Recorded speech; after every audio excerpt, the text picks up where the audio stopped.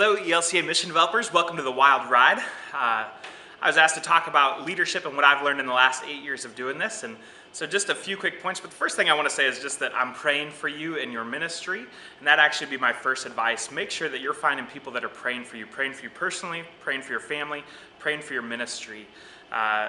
I did that in the beginning, let it slide until recently, struggling with some family health issues and just trying to lead our church to the next level when a mentor looked at me and said, who are you personally asked to pray for you? So would say find people to pray for you. If you're putting that list together and need others on it, I would be honored to be included in those personal prayers for you. 5 things that I would say on leadership. The first is tend to your own needs, your own physical needs. Don't look below the camera. Spiritual needs, emotional needs, family needs. If you're coming from an existing call, an existing church into mission development, I think you'll find there's a lot more flexibility. And as you're the one kind of creating the structure and the where you are when, I encourage you to utilize that flexibility to certainly work the hours, do the ministry that's important, but to also make sure that you have focus and time in there for yourself as well.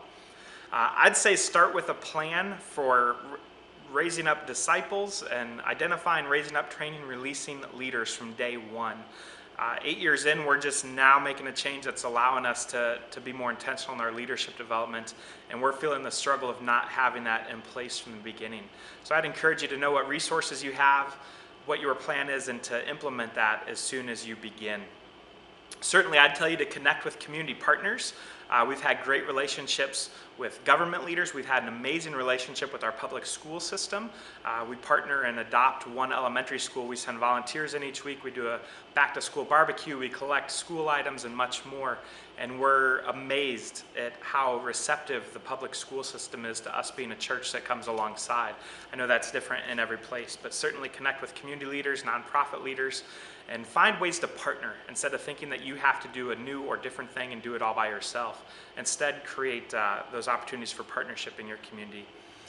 With that, of course, you know this, but it's listen to the needs. Listen to what your community members are saying the needs are, and then be a church that goes out into the world and does something to help meet the needs of your neighbors. We didn't experience growth as a church until we lived into our name. GPS is God's people serving. And when we started saying we were going to do something to meet needs in our community, people got excited because they had something to tell their friends about that their church was going to be a part of. And all of a sudden our numbers started increasing as well. Finally, I would say know your why. What's your why? Why are you doing this? Why are you a mission developer? Why are you starting a new church when there's thousands of churches in decline? Why are you in this community? Know your why and know it in story form so that when people say what's going on or what are you celebrating or how's it going, you have a quick little answer that gives people information and gets them excited about who you are, who your church is, and why you're all doing what you do. So could talk for much longer, but would be happy to connect if I can be a resource for you in any way. Mary and Ruben have my contact info and know that I'm praying for you and we support you in your adventure of mission development and church planning. God bless.